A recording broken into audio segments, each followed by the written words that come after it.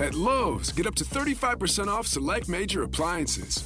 Plus, members get free delivery, install, and more when you spend $2,500 on select major appliances. Lowe's, we help, you save. Valid through 2/25 while supplies last. Selection varies by location. Excludes Massachusetts, Maryland, Wisconsin, New Jersey, Florida. Loyalty program subject to terms and conditions. Visit Lowe's.com/terms for details. Subject to change. Visit your nearby Lowe's on East 17th Avenue in Hutchinson. You're listening to Campus Killings, brought to you by AbJack Entertainment. Be sure to check out some of the other great true crime podcasts from this network, including The Murder in My Family, Missing Persons, DNA ID, Scene of the Crime, Zodiac Speaking, Beyond Bizarre True Crime, Below the Surface, and Killer Communications. All of these podcasts are available for you to binge on right now, wherever you listen to podcasts. Subscribe where you're listening to this podcast so you don't miss an episode.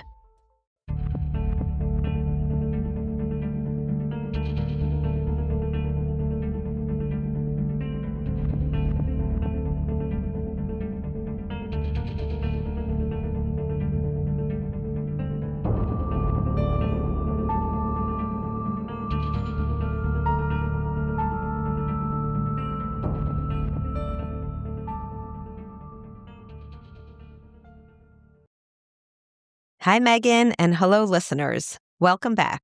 We are finishing up our case on the Illinois Wesleyan University student, Alan Beaman, today. If you're just tuning in, we highly recommend that you go back and listen to part 1 before starting today's episode.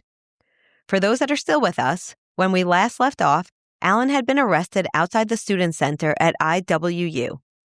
He sat in the county jail for 10 days waiting for his bond hearing, and though his family was able to make the $1 million bail, he was facing a murder trial for allegedly killing his ex-girlfriend, Jennifer Lockmiller. And in 1995, Illinois still had the death penalty, so the stakes were literally as high as they could go. But even at this late stage, Alan believed that justice would prevail and that the system would see that he was innocent. After all, he had a very solid alibi. He had been 150 miles away from Jennifer on the day she was murdered. In fact, he had time-stamped security footage of him cashing some checks that morning, and the phone records showed that he made 2 phone calls from his house, too. No jury in the world would believe that he could have physically been able to get to Jennifer's apartment on that awful day. But, as we'll see, Alan was very, very mistaken. Before the trial even began, the prosecution filed a preliminary motion seeking to exclude any evidence of Jennifer's romantic relationships from the trial. Of course they did. And as a refresher, Jennifer had allegedly been in several other relationships while she was dating Alan. However, the only relationships that would be permissible to bring up at trial were Jennifer and Alan's relationship and Jennifer's relationship with Michael Swain, who she was dating at the time of her murder. Why? They thought it would be prejudicial? I mean, I feel like it's so relevant in this case. That's like the game changer right there that we talk about at trials. And especially problematic, this meant that Alan's team was not allowed to bring up Jennifer's on-again, off-again lover, John Murray. Although he had been the only one of her romantic partners who had been within 2 miles of her apartment on the day she was murdered. Unfortunately for Alan, because he could not provide any evidence on John that was not speculative, the defense had to concede on this issue. Now, Alan knew that Jennifer bought drugs from John, and he had caught them going into their apartment together one night. However, he could not prove that they were sleeping together. Although it turns out John told the cops that he was in a sexual relationship with her, but Alan did not know that at the time. Ugh. But the police did. Yeah, that's what I'm saying. It's substantiated. On March 16th of 1995, Alan's trial opened, and though he was extremely nervous, as anyone would be, he had his family in the courtroom to support him, along with a very good private defense team. But the prosecution was fierce, and what they lacked in hard evidence, they made up for in the circumstantial. So basically, their case was built on 3 main points. The first was that Alan's fingerprints were on the murder weapon, Jennifer Lockmiller's alarm clock. The second was that he had been named a psycho boyfriend by several of Jennifer's friends, and that he and Jennifer had a long, fraught relationship in which several witnesses testified that Alan treated Jennifer, quote, like property. Witnesses also testified that he had punched a hole in her wall during a fight and tried to break down her door on 2 occasions. The state also showcased parts of the letters he had written to her throughout their relationship as proof of his controlling and abusive nature. Oh, get this, Meghan. In later interviews, Alan talks about these being presented in court. The prosecution presented one that they call a poem that Alan had written about Jennifer that was found on the back of a notepad at the scene.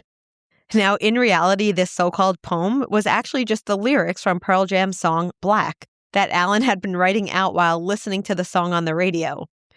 Now, he explained that in a time before the internet, lots of students would listen to a song over and over and write down the lyrics because there was no other place to find them.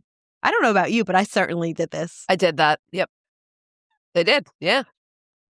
So, anyone who's listening who's our age, around the same age, I used to do that all the time, write down the lyrics over and over. Yep. It is kind of humorous that they thought, they must have thought he was quite the poet if it was Pearl Jam's lyrics to Black. That's true. True. Okay, anyway, the state's third and most pivotal piece of evidence was in claiming that Alan's alibi was false. Again, despite timestamped CCTV footage showing that Alan left the bank at 10:11 a.m. and 2 phone calls made from his residence at 10:37 a.m. and 10:39 a.m., the prosecution set out to show that he still had ample time to drive 150 miles, kill Jennifer, and return home where his mother found him sleeping in his bed at 2:15 that afternoon. Well, that's not possible. Do you know what the timestamps were at the bank?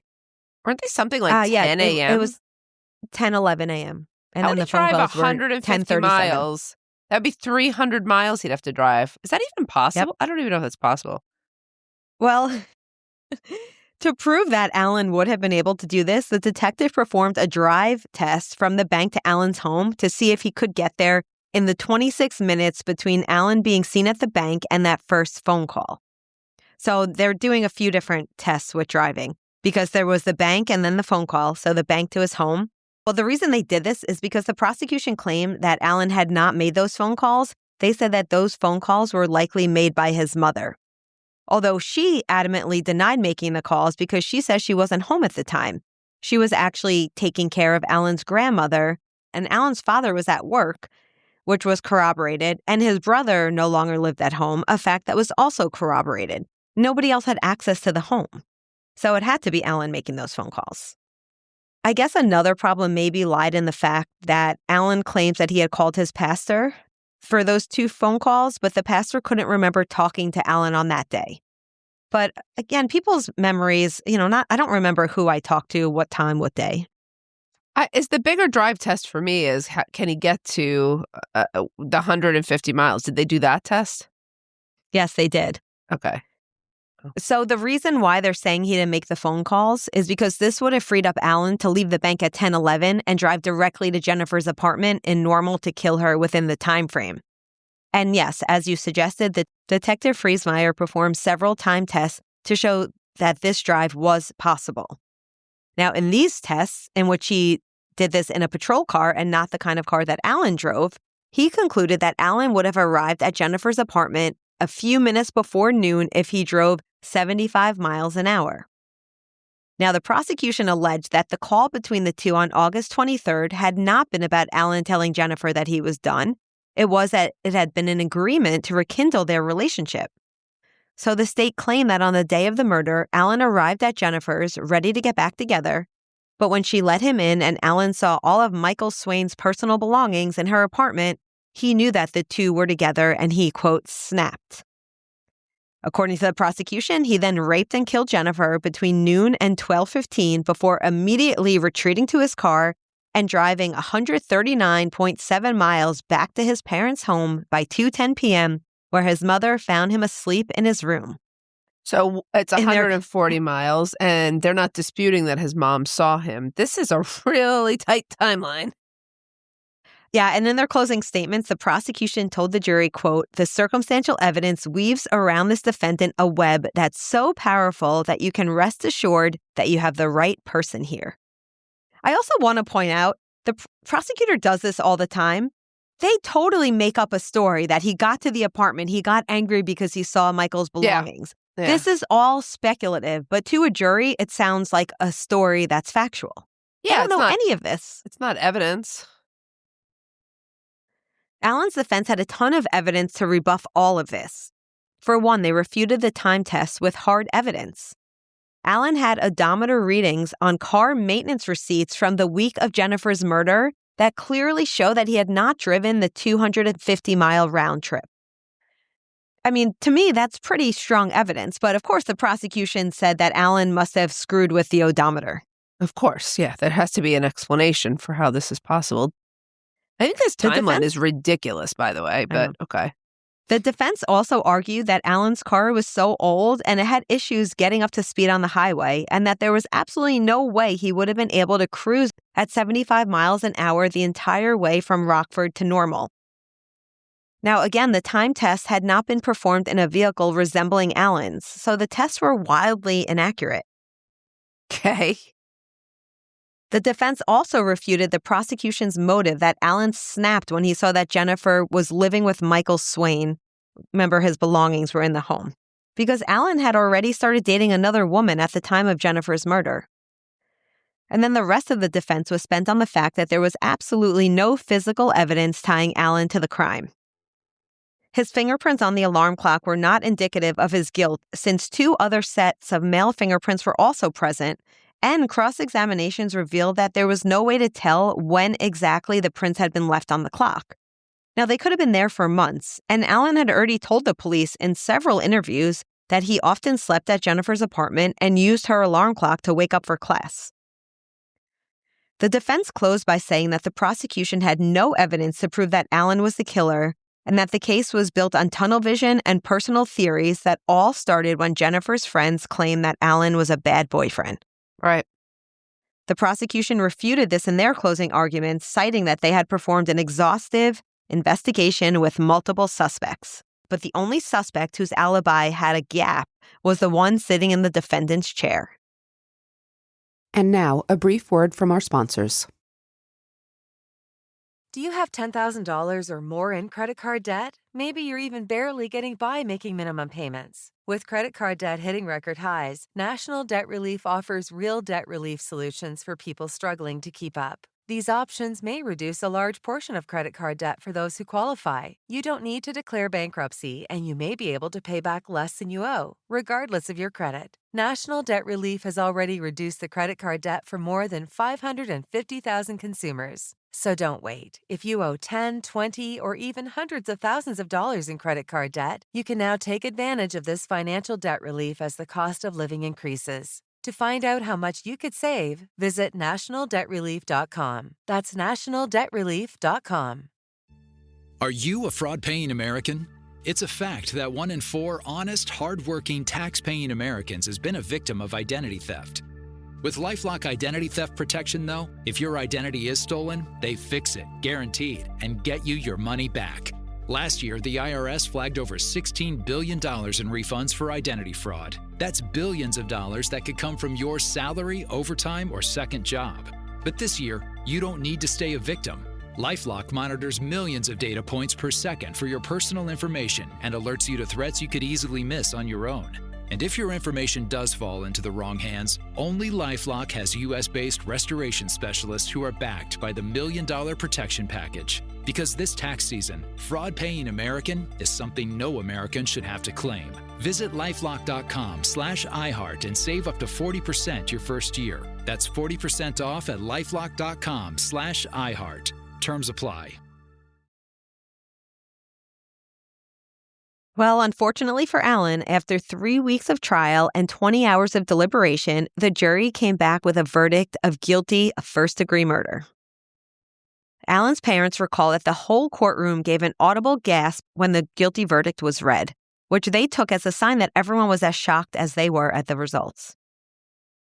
For Alan, he remembers a distinct and drastic change in the way the police officers in the room treated him following the verdict. He had been entering the courtroom on his own volition throughout the trial, but after the verdict, he was immediately grabbed by officers and herded out of the room. He described the treatment as, quote, almost violent, which was a drastic change to his experience up until that point. Well, up until that point, he was a defendant. Now he's officially considered an offender. Alan spent a month in county jail before facing his sentencing hearing, where he was given a 50 years to life sentence. The only thing he could cling to was that while incarcerated at the county jail, many of the inmates came to tell him that they had watched his trial on TV and that they believed that he was innocent. Wow. It was a small thing, but for him, it kept him going. Amy, you said this was a potential death penalty case, but so they never pursued, the prosecution did not pursue the death penalty? Okay. No, I'm not sure. I'm not sure why, first degree. You just said it was a potential. Yeah, that's true. Just because it's a death penalty state does not mean that all murderers get the death penalty. Yeah. Right.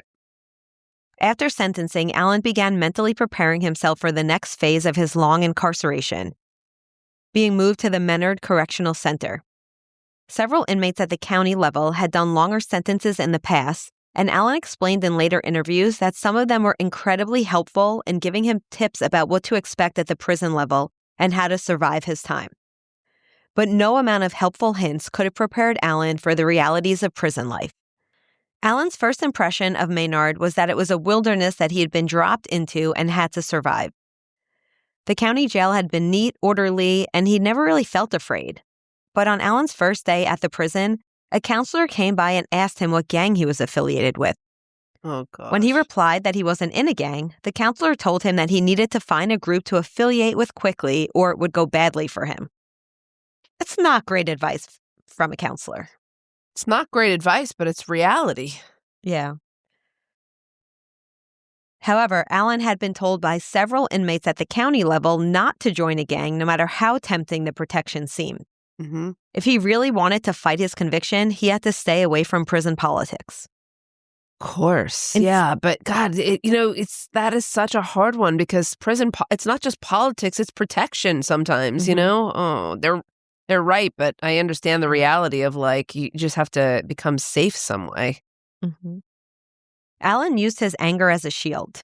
He explained that anger was the only acceptable emotion and showing anything else would get you killed. The only way to stay alive was to bury everything and just be mean. In 1997, as he was trying to survive, Alan also filed his first post-conviction petition. Hoping to have his conviction overturned, he claimed 3 major points. The first, we see often, he says that he had ineffective defense counsel. And if you listen to Women in Crime, you know how unlikely it is to prevail on this claim. He also claimed that the state violated his constitutional rights to due process by refusing to allow evidence about Jennifer's potential lover, John Murray, into the trial. Lastly, he argued that the state violated his right to due process by citing misleading testimony at trial about the driving time test. The petition made it to an evidentiary hearing at the circuit court.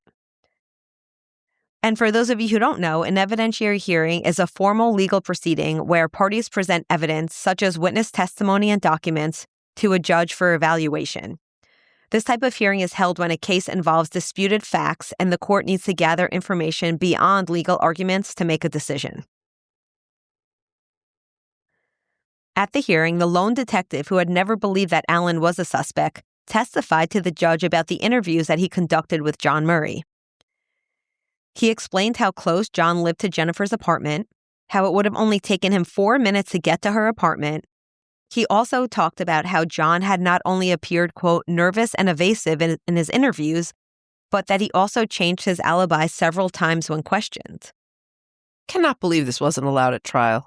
In his interviews, he claimed that he had an on-again, off-again sexual relationship with Jennifer, and at the time of the murder, he had been in the process of rekindling this relationship. He had also recently sold her marijuana and some other drugs, and he said that she owed him $20. It was also revealed to the court that John Murray had begun a polygraph test, but was so inept at following instructions that the test could not be administered. The instructor ruled this as a, quote, evasion tactic. However, a second polygraph was never administered because John refused to cooperate with the police. The court also now heard that John Murray's girlfriend had reported him for domestic violence in 1994, telling police that he had physically assaulted her on multiple occasions since he began taking steroids that January. Now, it's unclear if John was on steroids at the time of Jennifer's murder. He was only reported to be using them starting in January of 1994, which was around 6 months after the murder. However, he was a known drug user, but aside from weed, it's not clear what else he used. Now, there's some speculation that he had been using steroids around the time of Jennifer's murder, but nothing was ever confirmed. Despite this testimony and several others that included Alan's parents, his pastor, and a private investigator, the circuit court denied the petition, citing Alan had failed to establish his claims. Now, they did say that his defense team was excellent, that his claims of John Murray being a viable suspect were indeed speculative, and that the state had not said anything misleading at trial. They had simply stated the facts as they had been recorded. This was a huge blow, and Alan and his family had no choice but to accept that Alan was not getting out of prison. Alan struggled deeply over the next several years, losing the will to keep going and often not caring if he lived or died. Anger was his only constant companion, and over the next 3 years, he became an entirely different person. Alan was described as mouthy and someone who snapped at anyone who he presumed as being in his way. But by his 7th year of incarceration, he realized that the anger was destroying him, and that if he had any real hope of a second shot at an appeal, he needed to get his head right. So Alan got involved in the prison's ministry program as a way to escape what he referred to as the prison's toxic masculinity environment. And around the time Alan began attending church, his parents managed to secure him a small beacon of hope. A private practice lawyer named Jeff Ergenden was interested in taking on Alan's case.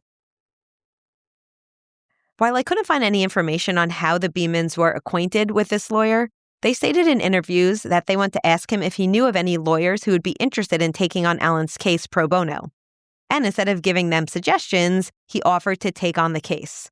Ergenden also taught at Northwestern University's Center on Wrongful Convictions. If you recall, that's where I got my dissertation data. Yes, I do. Yes. Very cool. Yes. So Ergenden presented Alan's case to the center's panel, and the center accepted the case, and in 2008, they filed a second petition on Alan's behalf. And mostly it was all the same points as the first appeal. However, even with what he calls the dream team behind him, Alan still served another 5 years in prison before even getting a hearing. Now, we know that these things often take time, and in this case, it was mostly due to it getting to a certain point through the courts, and then a judge who was supposed to hear the case would retire or leave, and then the petition would have to go back through the courts again. And according to Alan, this happened several times. It's so frustrating about our legal system.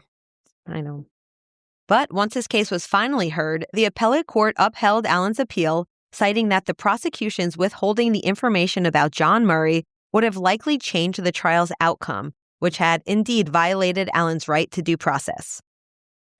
On May 22nd of 2008, after serving 13 years for a crime he did not commit, Alan's conviction was overturned by the Illinois Supreme Court, and he walked out of prison a free man. Wow. We'll return after a brief word from our sponsors. Are you a fraud-paying American? It's a fact that 1 in 4 honest, hard-working, tax-paying Americans has been a victim of identity theft. With LifeLock Identity Theft Protection, though, if your identity is stolen, they fix it, guaranteed, and get you your money back.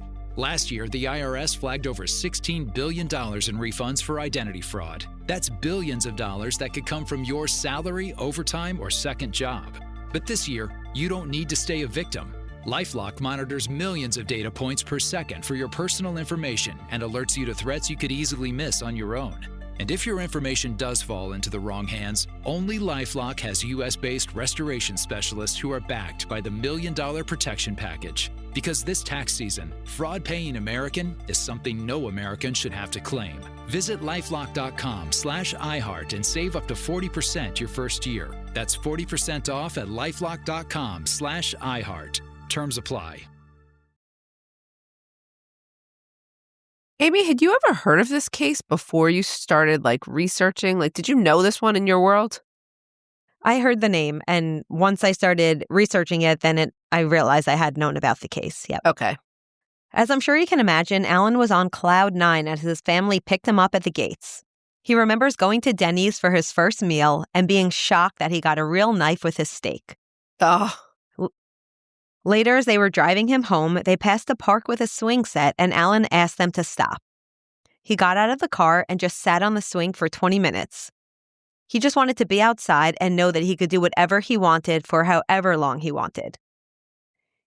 He recalls staying up all night the first night when he was home because he was reveling in the ability to do all the normal things that non-incarcerated people take for granted. He remembers being elated about being able to go to the fridge at 2 a.m. and make a sandwich, and then he went outside to watch the sunrise with the family dog. But the elation was short-lived. Alan knew from the beginning he left the prison that his fight was far from over. He had not yet been exonerated. He had just had an overturned conviction, and he was able to bond out by paying 10% of a $250,000 bond. And get this, upon his release, the state publicly announced that they would be trying him a second time. I knew that's what you were going to say. Ugh, I knew it. But this time, it was a little different because Alan had the power through the Wrongful Conviction Center. And they pressured the courts to have the DNA that was taken from Jennifer's body tested. And when the judge presiding over Alan's case agreed, the state dropped all the charges. Oh, you're kidding me. Oh, yeah, they didn't even wait for the results. They just dropped the charges. Unbelievable. In 2012, 2 years after the dropped charges, the swabs from Jennifer's case were finally sent to the labs for testing. The DNA results taken from vaginal swabs returned 2 unknown male profiles, which meant that none of the originally suspected men were responsible. The DNA not only unequivocally cleared Alan on every level, but it revealed that after all this time, Jennifer's murder had always been a cold case. And while this should have changed Alan's life, it made very little difference to him because he had always known the truth. So while it came with a sense of relief, it did not erase the 13 years of incarceration and the legal hell that he had been through. Not to mention, the court of public opinion did not care that there was legitimate evidence clearing him of any wrongdoing. He was still consistently criticized in several forms of media by those who did not believe the news, and he lost a job after it came to light that he had been incarcerated for murder. It didn't matter that he was exonerated. It was enough that he had been to prison. At that point, Alan realized that the only way he'd ever feel truly free was to obtain a certificate of innocence, which he petitioned for and finally received in 2013. And 2 years later, in 2015, then-Governor Pat Quinn officially pardoned Alan. And while this has not meant that Alan has had smooth sailing, the certificate and the pardon were the beginning of a series of steps to right the wrongs that were done to him. Did he receive compensation, Amy? With his legal team, Alan went on to sue the city of Normal, the 3 police officers who testified against him in court, and the prosecutor who conducted his trial. You won't be surprised to know that the suits against the prosecutor and the police were dismissed in 2014 and 2017. Alan did come to a settlement with the city of Normal in which he was awarded $5.4 million. As of 2021, Alan's team was still pressing for a criminal trial against the 3 police officers. Now, the prosecutor was exempt from any wrongdoing due to immunity clauses. And the police, that's kind of a gray area with the police. It depends on jurisdiction and on what type of evidence there is. As of the last public report with the MacArthur Justice Center, an Illinois Supreme Court opinion had cleared the way for Alan to have his trial on July 29th of 2021. However, I couldn't find any public records of whether or not there was one or there will be one. But besides all the legal stuff, Alan has spent the last decade trying to get back the life that was taken from him. Not long after his release, Alan got involved in his local church, and through one of their programs, he met a single mother named Gretchen, and the two fell in love. They got married in 2010, and Alan adopted Gretchen's daughter, and 2 years later, in 2012, the couple welcomed a second daughter. Alan also found a career in manufacturing where he currently works as an engineer and job trainer, along with coaching his daughter's bowling teams, and he is also an elder at his church. But as much as Alan's life seemed to be coming back to him, he explained in later interviews that pushing down every emotion but his anger in order to survive prison had a horrendous mental backlash.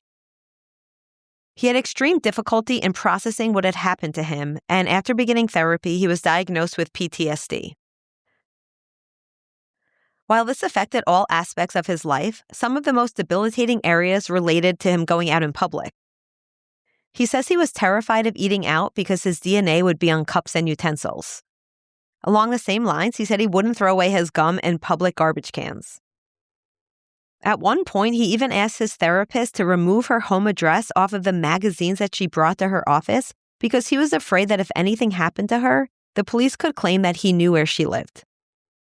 This is like the stuff that you never hear about. Mm-hmm. He also had issues when his daughters started bringing home friends from school. Some parents didn't want their children affiliating with the Beaman family because of Alan's incarceration.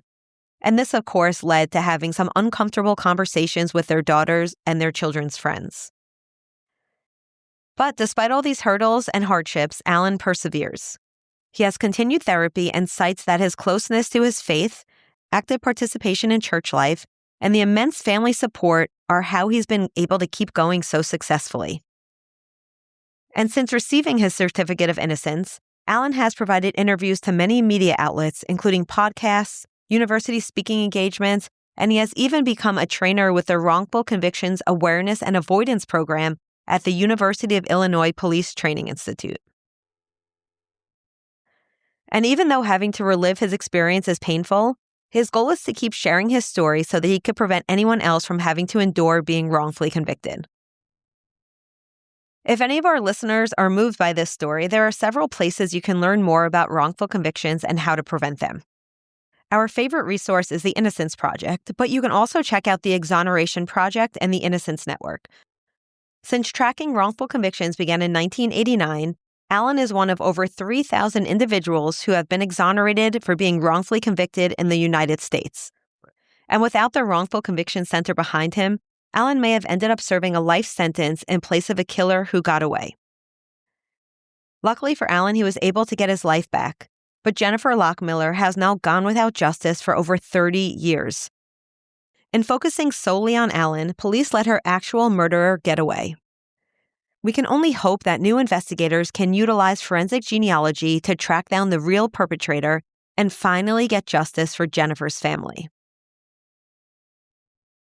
So that was going to be my last question, Amy. Have the police, is this it? Is this a closed case for them? Is it open?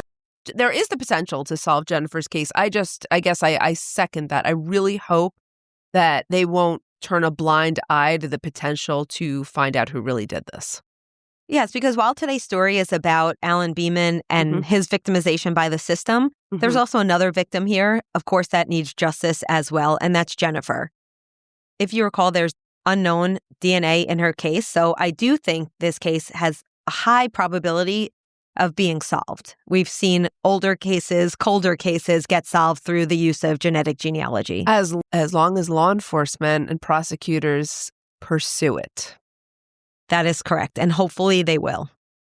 I want to give a big shout out again to our anonymous listener who suggested this case. And a reminder that if you have a campus case that you would like us to cover, you can send it to us at abjackentertainment.com/campuskillings. All right, well, that's all we have for today.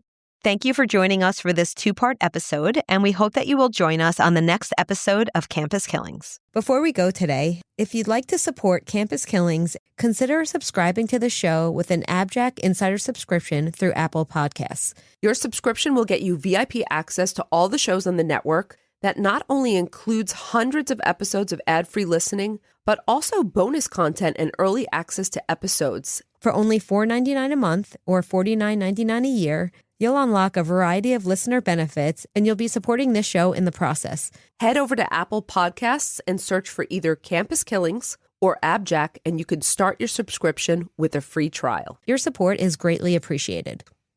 Campus Killings is hosted by Dr. Meghan Sachs and Dr. Amy Shlosberg, with research and writing by Abagail Belcastro. It's produced by Mike Morford of AbJack Entertainment. Be sure to follow Campus Killings on social media. You can find Campus Killings on Twitter with the handle @CampusKillings or on Facebook at facebook.com/CampusKillings. You can also visit the show's homepage at campuskillings.com. Be sure to tune in every other Saturday for new episodes of Campus Killings.